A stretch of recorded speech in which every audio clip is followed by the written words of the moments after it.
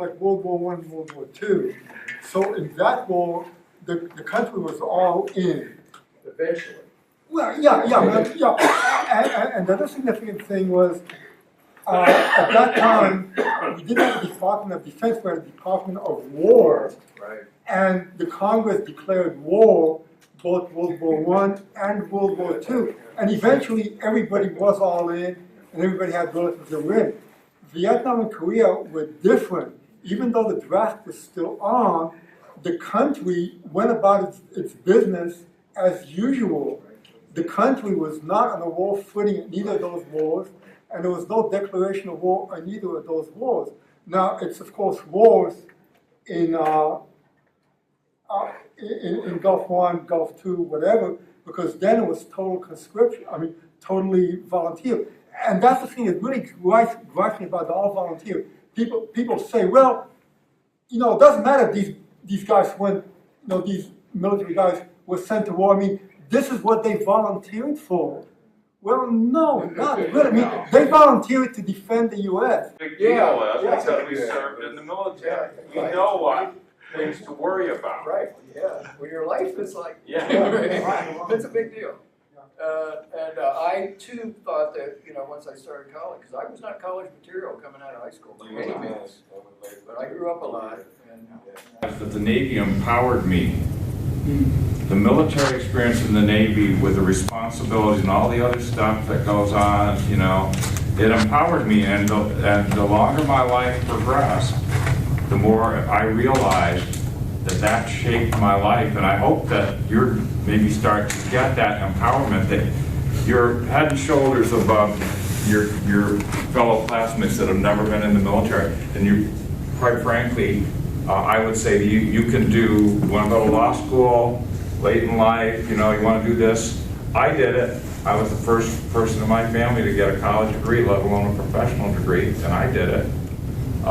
But that whole military discipline. Yeah, I'll be the first in line. Yes, there you go. So that military life dramatically changed my life for the better, as much as I didn't like it. And I'll pick up, because I'm one of the guys that said I didn't like it. At the time. So I'll end on that. I like being locked up. I really, being a political prisoner, I like being incarcerated. Particularly when people from Kittery, Maine would sail around the prison with these huge signs saying free Harvey and Daniels. Now, a lot of guys I was in jail, but they were there for rape, murder, cutting off ears. I was there for speaking out, saying black people should not be fighting a white man's war. And I got 10 years for that. When I came out, I was very proud. Because people had already read about me in the New York Times, Washington Post, Playboy magazine, so they said, hey, we're thankful for what you did. So I'm not old like some of the older veterans who remember mutilating bodies, and they have dreams about it, or they look in the mirror and regret what they did. I am very proud of having told the Marine Corps, no, I'm not going to Vietnam. Before they even gave me the chance to say no, they locked me up. So it's a different experience that I had when I came home. I was very proud. I try to learn in life that my parents taught us is always try not to miss opportunities. And so, it's just so much that you guys are talking about, that all these areas of interest, all these topics, if you will, have yet to be explored, yet to be unraveled, or shall we say uncovered, if you will, to a degree that such a lack of knowledge or understanding that people on the outside looking at us have. And here I am with the younger groups who even they don't even understand me, how they understand you. So they can't even understand me. There's no way they're gonna understand you. And I'm right there, because I'm a senior at ASU, and I'm doing my internship and all this kind of stuff. And I can't even engage in those kind of conversations because it's just like planet Zurich's, right? Compared to Earth and their comprehension.